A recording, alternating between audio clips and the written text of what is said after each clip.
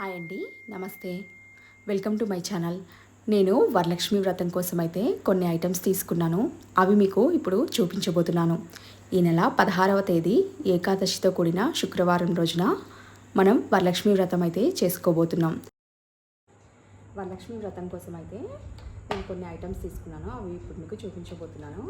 ఇవి నేను ఈరోజు సర్ది పెట్టుకుంటున్నాను. ఈ వరలక్ష్మి వ్రతం కోసం అయితే 2 డేస్ అన్నీ సర్దుకున్నా కూడా మనకి సరిపోదు. ఫస్ట్ అయితే అమ్మవారి ఫోటో తీసుకున్నాను. ఈ అమ్మవారి ఫోటో గ్రీన్ చీర కట్టుకొని పక్కన ఏనుగులతో ఉన్న ఫోటో అయితే తీసుకుంటే చాలా బాగుంటుంది. అమ్మవారితో పాటు మనం అయ్యవారిని కూడా పూజించాలి. విష్ణుమూర్తి స్వరూపమైన ఏ రూపానైనా మీరు పెట్టుకొని పూజించవచ్చు. నేనైతే ఇక్కడ వెంకటేశ్వర స్వామి ఫోటో అయితే తీసుకున్నాను. ఈ వెంకటేశ్వర స్వామి ఫోటో పెట్టుకొని అమ్మవారిని పెట్టుకొని అయితే నేను పూజిస్తాను. మీ దగ్గర వినాయకుడి ఫోటో ఉన్న, వినాయకుడి ప్రతిమ ఉన్న వినాయకుడిని కూడా ఈ ఫోటోలతో పాటు దాన్ని కూడా పక్కన పెట్టుకోండి. లేదు అంటే మనం పసుపు గణపతిని అయితే చేసుకుంటాం కాబట్టి సరిపోతుంది. తర్వాత నేను ఇక్కడ 3 రకాల పండ్లు అయితే తీసుకున్నాను. దానిమ్మ, యాపిల్, బత్తాయి అయితే తీసుకున్నాను. అక్షింతల కోసం బియ్యం అయితే తీసుకున్నాను. మనం ఏ పండ్లు పెట్టినా పెట్టకపోయినా ఈ దానిమ్మ పండ్లు ఈ కదలీ ఫలాలు మాత్రం కంపల్సరీ అండి. ఇవి కంపల్సరీగా పెట్టండి. దీంతో పాటు అమ్మవారి వ్రతకల్పం బుక్ అయితే తీసుకున్నాను. ఇంకా పసుపు, కుంకుమ, గంధం అయితే తీసుకున్నాను. పసుపు కొంచెం పెద్ద ప్యాకెట్ తీసుకున్నాను. మనం గడపలు పూజించడానికి వచ్చిన వాళ్ళ కాళ్ళకి రాయడానికి ఉపయోగపడుతుంది. ఆవు నెయ్యి తీసుకున్నాను.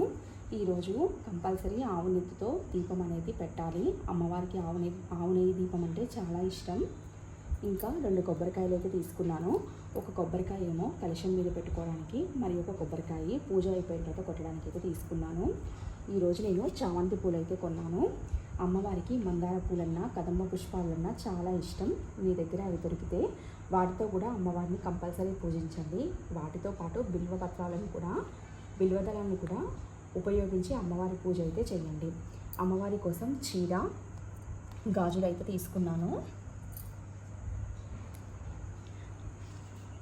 పూజ కోసం కలశం చెంబు, పంచపాత్ర, కుందులు, కలశం ముందు పెట్టడానికి మరి ఒక 2 కుండలు, ప్రసాదాలు పెట్టడానికి 2 గిన్నెలు, కలశం పెట్టడానికి ప్లేట్ కూడా తీసుకున్నాం కొత్తది. మనం వ్రతం చేసుకోవడానికి కింద కూర్చొని వ్రతం చేసుకోవడానికి కింద కూర్చోకూడదు కాబట్టి మ్యాట్ అయితే తీసుకున్నాను. ఇంకా అమ్మవారి డెకరేషన్ కోసం ఇది నా దగ్గర ఆల్రెడీ ఉంది, చిన్న టేబుల్ అయితే మరి ఒకటి తీసుకున్నాను. ఇంకా ఇందులో తమలపాకులు అయితే తీసుకున్నానండి నేను. ఇంకా అమ్మవారి వ్రతం కోసం బక్కలు తీసుకున్నాను. ఇది జవ్వాది, అమ్మవారి పూజ ఉపయోగించడం కోసం తీసుకున్నాను. తోరాలు కట్టుకోవడానికి దారప్రేలు, పసుపు కొమ్ములు తీసుకున్నాను. 2 ఖర్జూరాలు తీసుకున్నాను. మనం కలశంలో ఉపయోగించడానికి పచ్చకర్పూరం, లవంగాలు, యాలకులు అయితే తీసుకున్నాను. మనం వాయనం ఇవ్వడానికి శనగలు అవసరం కాబట్టి శనగలు తీసుకున్నాను. ఇవి ముందు రోజు నానబెట్టుకొని వడగట్టుకొని వచ్చిన వాళ్ళకి వాయనంగా ఇవ్వచ్చు. అమ్మవారికి కూడా నైవేద్యంగా పెట్టవచ్చు.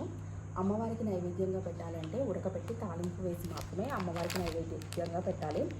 దాంతోపాటు బియ్యపిండి తీసుకున్నాను. మనం గడపలు పూజించేటప్పుడు ముగ్గుతో అస్సలు పూజించకూడదు, బియ్యపిండి యూజ్ చేయాలి.